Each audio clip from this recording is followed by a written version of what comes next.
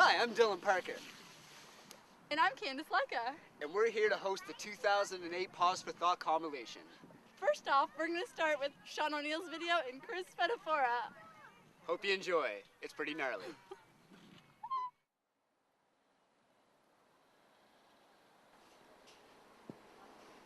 My name's Sean O'Neill, and I work in a grocery store. I'd probably say the worst part about working in a grocery store is cleaning up after careless people. Just throw shit on the ground and then walk away. Clean up after about 3 to 6 careless people a night. Every night.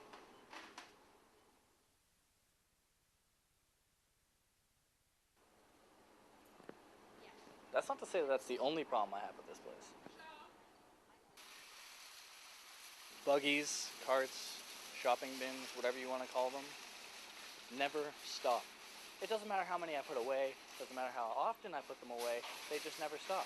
Because people couldn't return them to where they belong. Oh no! They have to put them into the middle of the parking lot, or way on the other side of the parking lot, or take them home so I have to find them later. And then they're setting up displays. Displays with boxes way too thin for any normal person to be able to stack. And it doesn't matter how long you do it. It doesn't matter. You can stack them like small, tiny, on their side, upside down. It doesn't matter. They're still going to fall on you, and then you're going to kill a baby. And if you're going to work at a grocery store, you should probably get used to hernias and spinal problems because they're going to be frequent.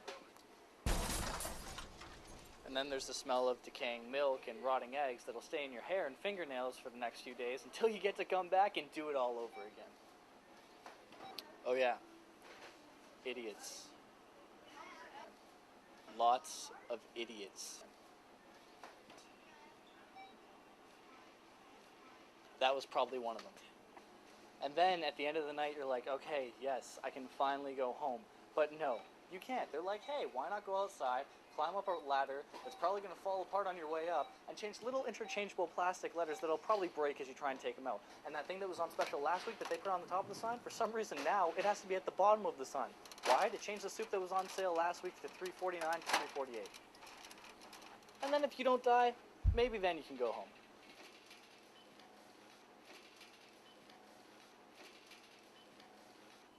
But I guess it's not that bad. I'm sure a lot of people have jobs that they hate. And I mean, it would just... Sean, cash free for cleanup. Bring them off.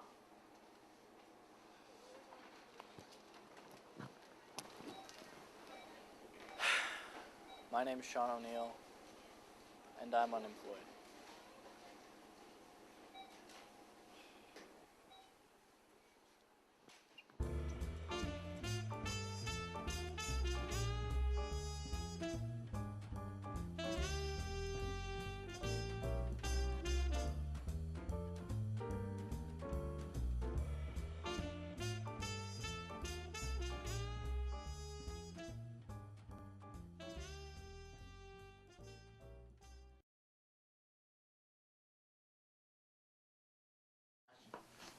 Your Honor, I will present to you evidence that will prove beyond a reasonable doubt that the defendant, Mr. Alex T. Youngsworth, is guilty of the murder of Eric Merchant.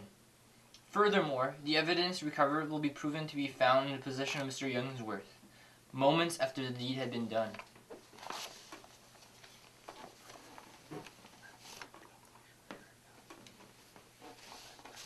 Yeah, you heard it right. Murder. You're probably asking yourself, how could you do a thing like that? Well, what you should really be asking yourself is, does this guy really belong there? We often hear of the notion, innocent until proven guilty, right? However, how often do you find this to be really true? Let me tell you what really happened.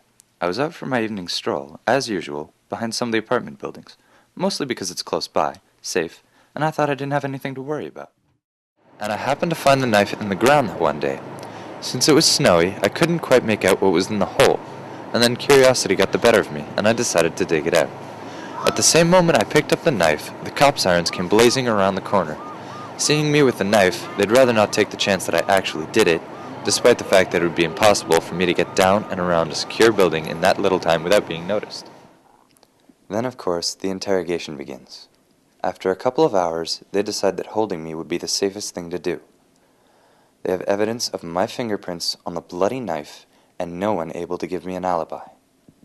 The security guard in the apartment was known for incompetence, so he would lie to save his own ass. The only thing they didn't have was a motive. Back to my point of being innocent. If this thought were true, why would you need to be imprisoned? They say it's for your own safety, sometimes.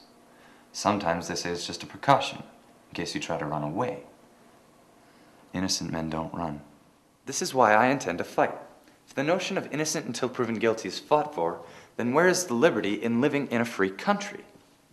Think about it.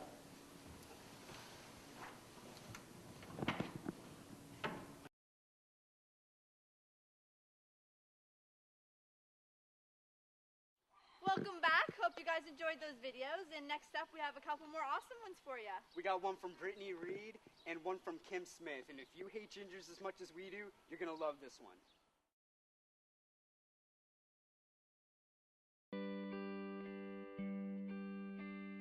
So, Chris, I've been thinking for a long time now. You know, ever since Jane. Your mum? Yes. Ever since Jane told me I should think about getting my own place.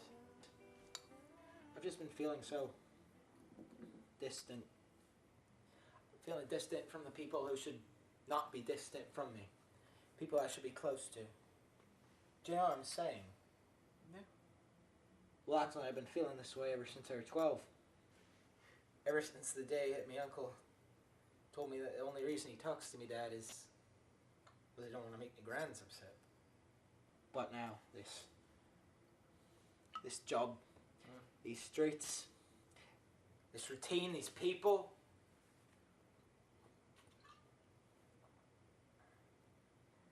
Now this is all I ever feel. This is all I am. Do you ever feel distant? I think so. Like you're on one side of the room, standing all alone. Meanwhile, everyone else on the other side is talking about you. And you can hear what they're saying. What's he gonna do next? I wonder what he's doing now. I hope he's okay. Christ, man. You're making this evening far worse than it already is. And you want another? Yeah, but seriously, Chris. When was the last time you felt like you were home? When was the last time you felt like you were just a kid out in the street? Wanting to go out and play?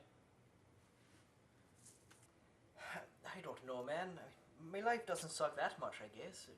My mum needs me around the house. If she didn't have me lying around, she'd have no one to keep her company but Jack Daniel. Where and when was this time that you felt so thrilled to be alive? It's not just about that. It's being sure of what you are and what you're doing. Just thinking back now, though. I remember this then. This one time. I was about 2 or 3, probably. Probably 3.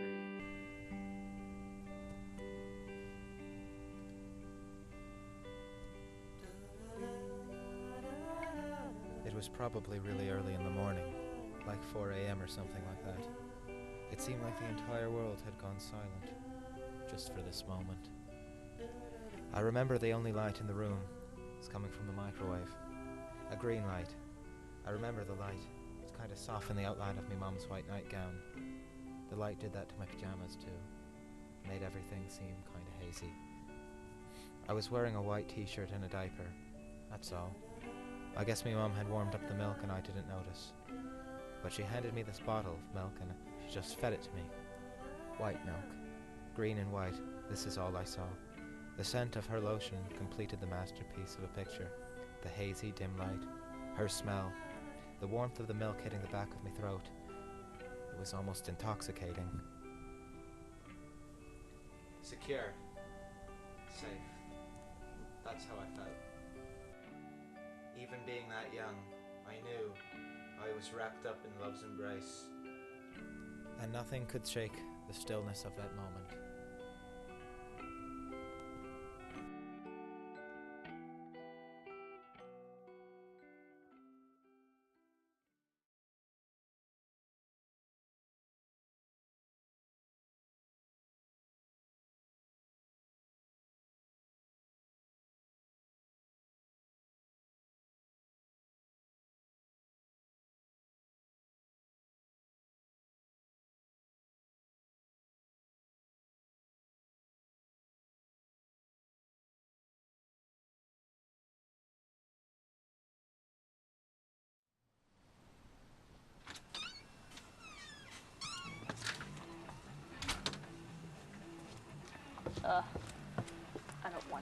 school today. So many assignments due and... What the hell? Hey, Ginger! Ginger! Hey, Ginger! Ginger! You're stinking Ginger! You're Ginger! Ginger! Filthy Ginger.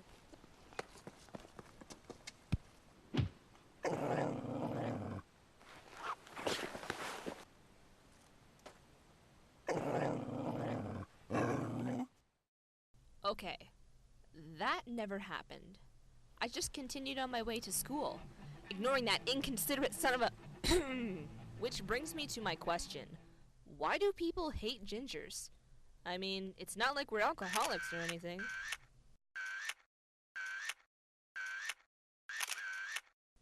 I decided to chum it up with the local priest to see what he had to say. The Bible says to love thy neighbor, but also to smite thy ginger. And you have to go around, appreciating the values of society, but at the same time be aware of the gingers and the daywalkers, because they don't belong in my church, like Judas, who was a ginger and sold out Jesus. Bastard. That's right, he's a bastard. Because I'm a ginger, I had to disguise myself when I got baptized. Now how pathetic is that?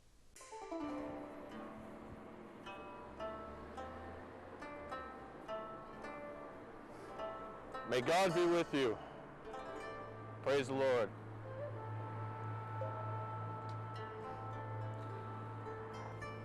May God be with... Oh my God, it's a ginger.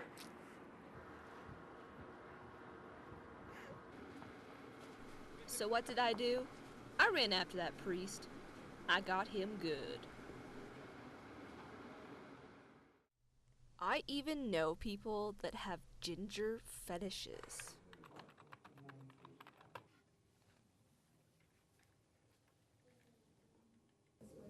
No, I could go down on you while you edit. Take off your pants. Do me. Do me. Come on. Just come on. Do it for a little while. Just do it. Do it. Just do it. Come on. Come on. Noses. Noses and shoes. Oh, hell no! They have freckles everywhere. Freckles, they're kisses. Some people say kisses from the sun. No. They're kisses from the devil. Everyone knows it. The gingers are an evil race. But the worst are the daywalkers. They hunt and they feed. They grab people. They just rip out their hearts from the insides, pull them up, stretch it out and drink the blood. I hate gingers. I hate gingers. I hate gingers. I hate gingers. I hate gingers. I hate gingers.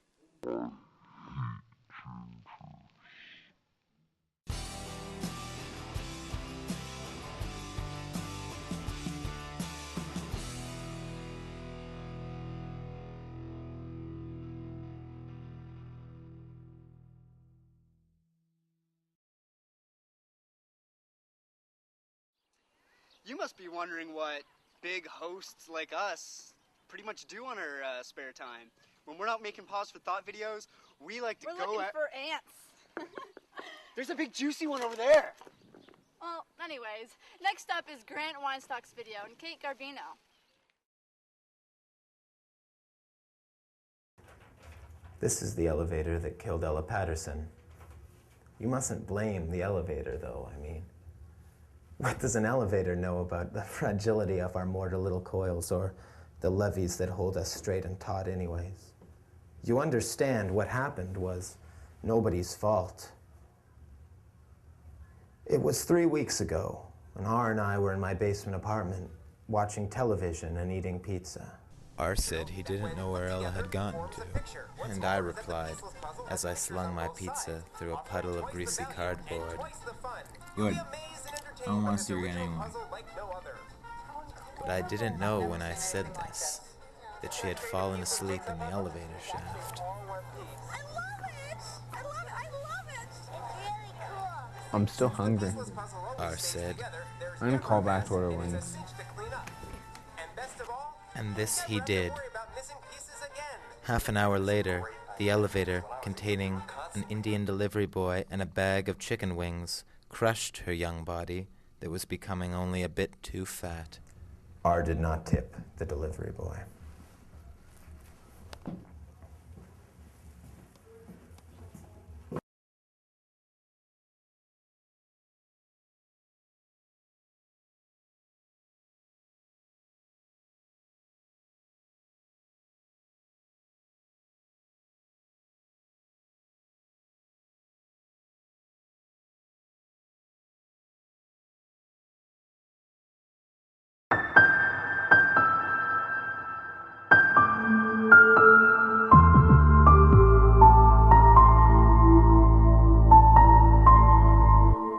Sheen Padrinas, 17 years old, was arrested on the 9th of November 2002. His brother, Adrian Padrinas, was calling out to him when Sheen suddenly attacked him. Sheen was already accounted for at least 2 people, including one of his friends, whose body was found on a small and abandoned office in Markham. But a lot of people say that Sheen wouldn't do something like that, and his parents testify to this one. I still can't believe it up until today. I really don't know what happened. He was a very good son and was a very good person to everyone. What do you think made him like that? I don't know. Obvious that we didn't do anything wrong. At first it was unacceptable, but later on we were able to understand him very well. The defense? He has a dissociative identity disorder, or, in layman's term, multiple personality disorder. But psychiatrists disagree with this one, especially Mrs. Ruby Hall, psychiatrist in Special Victims Unit. It's more like a personality disorder where several identities, 1 or 2 or more identities, is inside one person, and that something triggers certain identities to come out. With Sheen's case, there has been no abuse that has been reported or has been proven to have existed within his family. I don't see what would trigger any personality disorder if which is what their defense is all about. It doesn't seem as if he does suffer from it. I personally don't believe in this disorder. Everything that is the opposite of Sheen, and that there's probably been more favor towards the brother within the family, and had everything that he probably wanted and just didn't get, and he probably just snapped and murdered his brother. Today, Sheen is confined in a jail cell, and neither his parents nor his friends dares to visit him. He's now convicted of murder.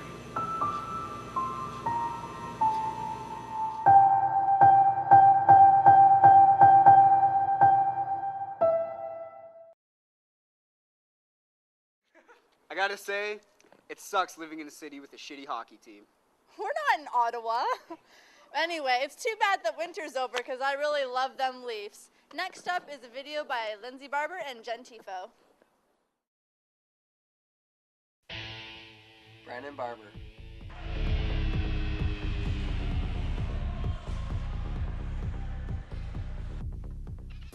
Number 12.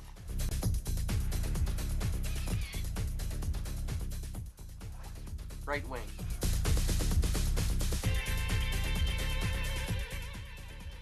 And I like to score.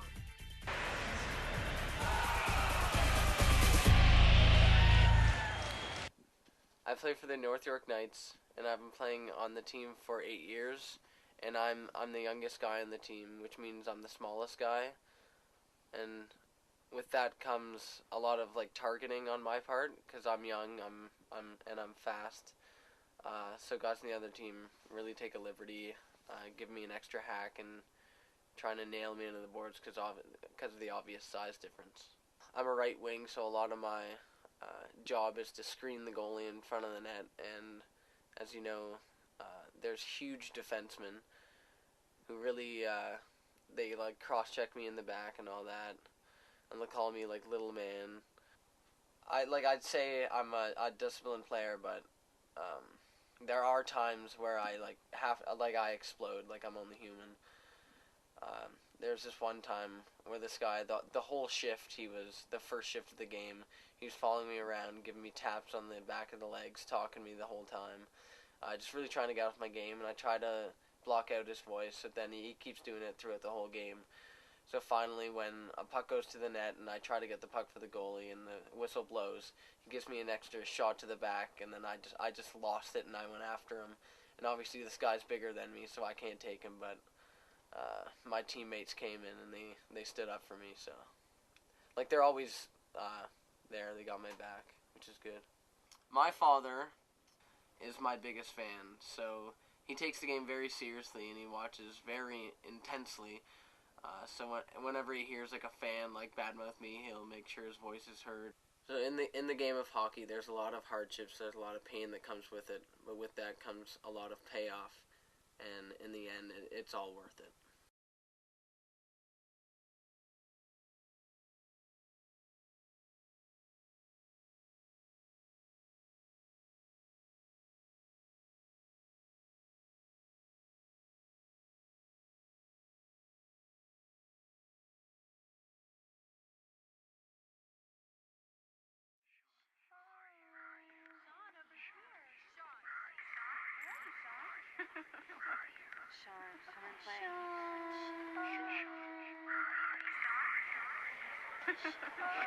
Hey.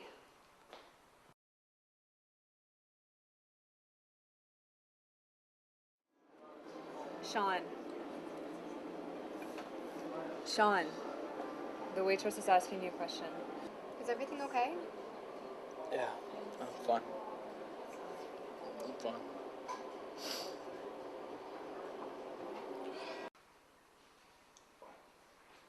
Sean. Sean. I'm worried about you, Sean. You should be taking your pills. I don't need my pills. I don't need them. I'm fine. Sean, you need to take your pills. I don't need my pills! Hey. Hey. What's wrong, Sean?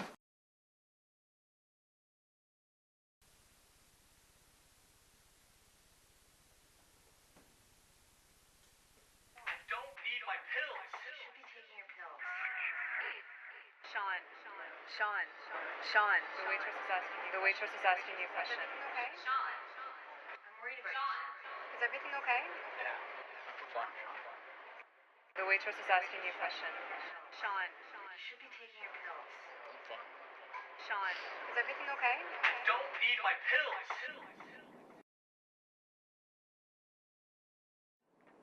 Hey. What's up? You're not even gonna be fun anymore.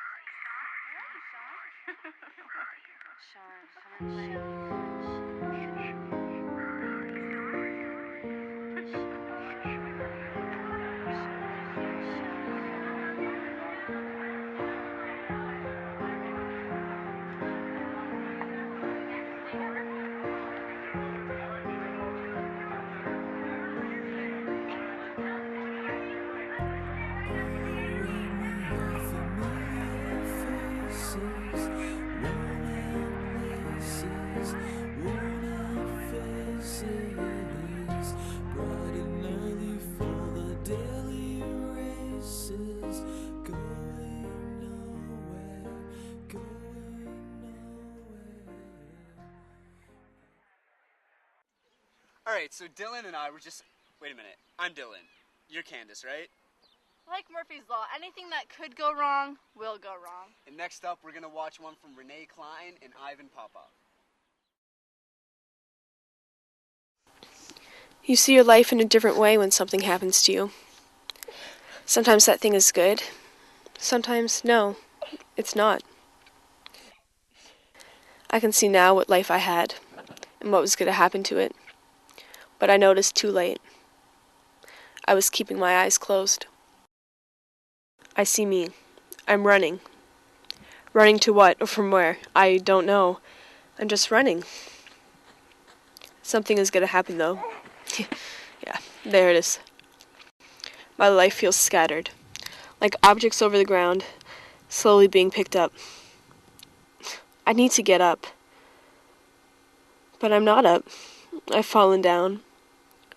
There was that one face that could always make me smile. I don't think he'll be around to help me now. I remember meeting. The laughter. The love. But now I'm here. All I can do is remember. I need to change. It's like being in a kitchen. I need to go and grab something new. Something that I left for too long. It's still good. I'm putting my life back to where it was. Molding the smallest pieces back into place. I'm putting my life in reverse.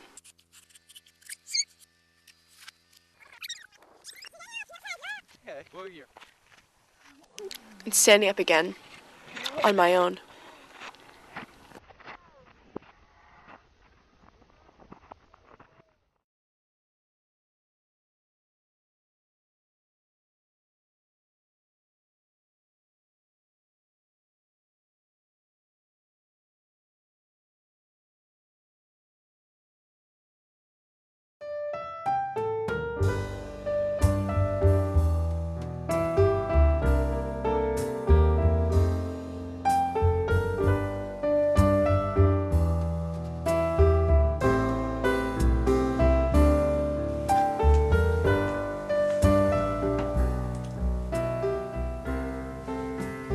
Have you ever wondered why do the things go the worst possible way?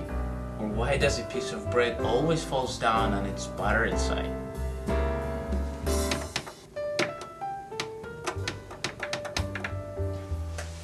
I think that if things can go wrong in any given situation, chances are they will. See, another misfortune. Now I have to get this thing fixed. Well, been waiting here for 20 minutes. The repairman is about 10 minutes away. I wonder if I can make it there faster by foot than by bus. We'll see.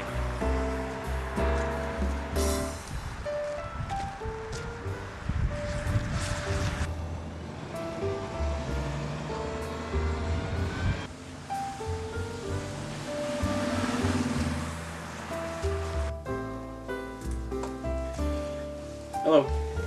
Hi. Hi. I think I have a problem with my DVD player. Do you mind taking a look at it? Oh, what's wrong? I really have no idea. It just didn't play. Okay, let's try.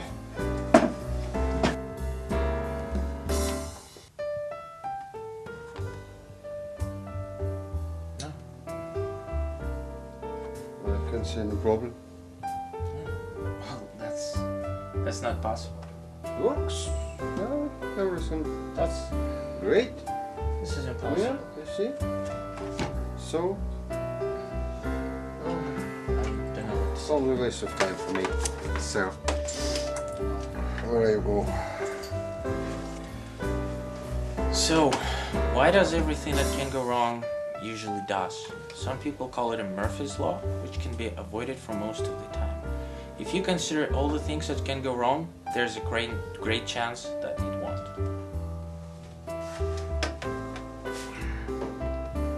But then, to consider all the things that can possibly go wrong is a process of its own, and can and will go wrong according to Murphy's Law.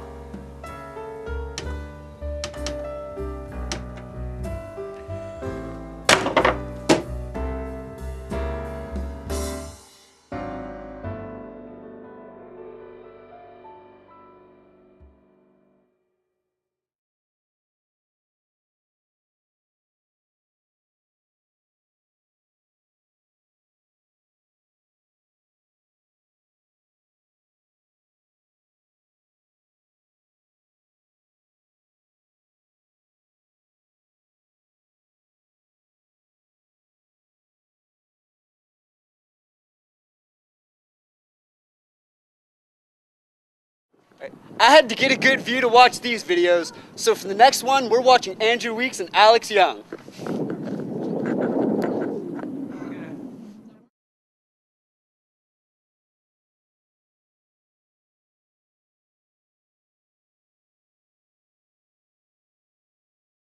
I don't understand it. I don't plan on trying to understand it. What is it? Well, I know it's a form of measurement. Time. What exactly is time? Like I said, I know it's a form of measurement, invented by us, I guess, a long time ago. Nowadays, it's used for everything.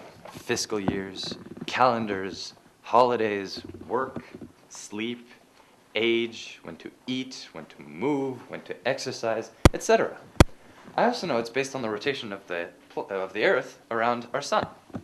Oh, and according to this thing, which of course is made by some people in this stuffy office somewhere, who tell me that time is nothing more than the indefinite continued progress of existence and events in the past, present, and future, regarded as a whole.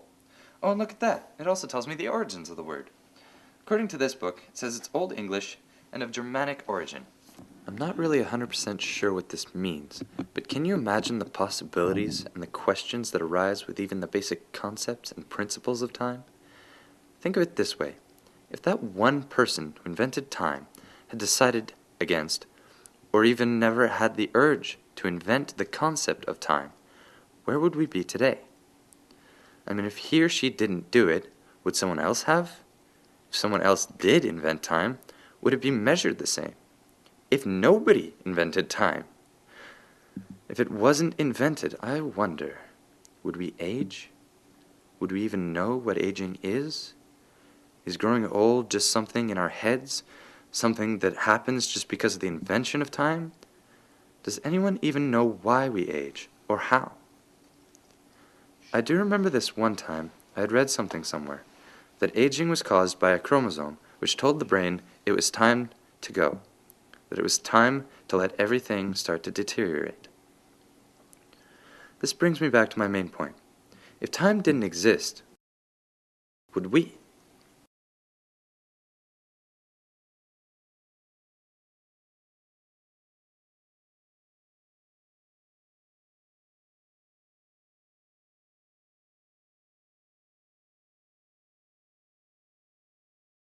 Yes, we could still be intelligent, but without anything to structure our time around, how would we know we'd have a completion ETA? Can you imagine living like a caveman? I can, and it's not a place I want to be, live in, or even see.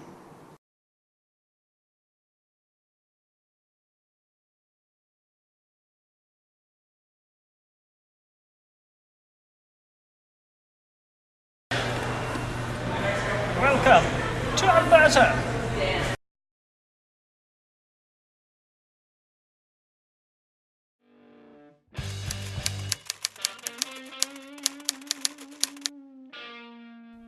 To be honest, I'm not entirely sure what to say here.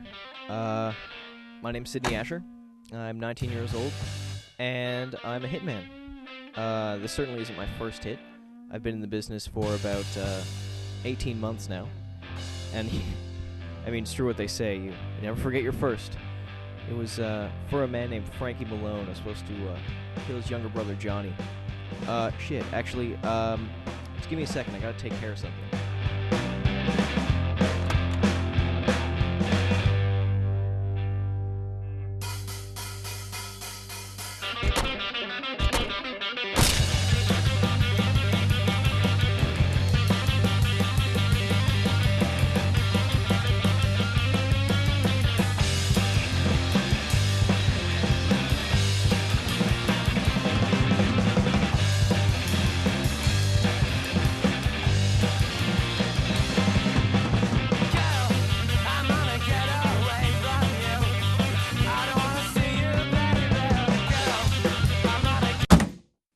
What was I saying? Oh right, Johnny Malone.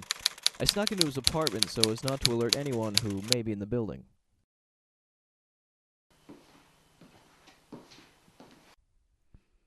Then I moved a chair in front of the door and waited for him to come home.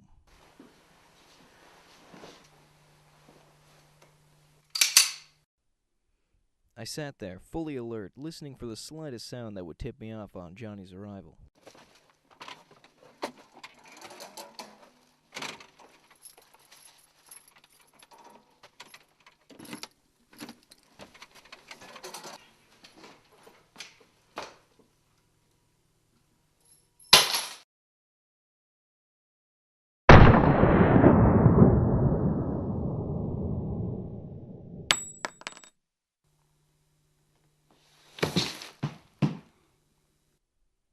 I fired 2 rounds square between his eyes. Johnny was dead before he hit the ground.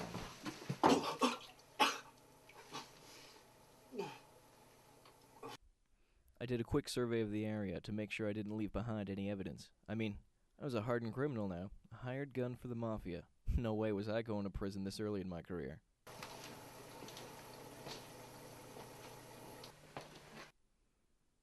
Then I left the way I came in so as not to disturb the body.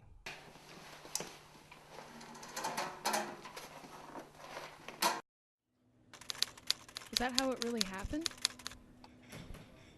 More or less.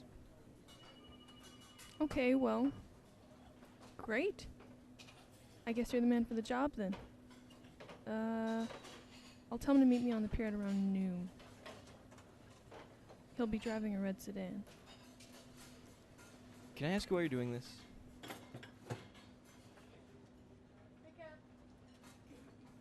I believe this is the price we agreed on.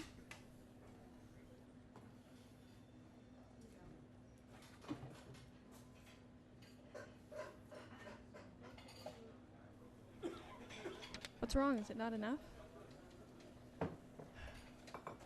Keep it. Thank you. I bet you're just the same as me. But take the hints that you had, don't need them anymore. The bright pink lips of a girl named Bree. Atrocious drinking and a movie set dance floor.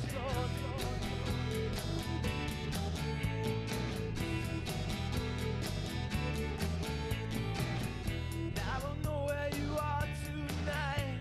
You're probably doing something roughly the same as me. Well, I hope you guys enjoyed watching all those videos. This year there was a great variety of pause for thoughts. And Dylan, why don't you come and say your goodbyes? What's up, Candy? Not much, Dylan. Anyways, guys, see you next year. Thanks for watching.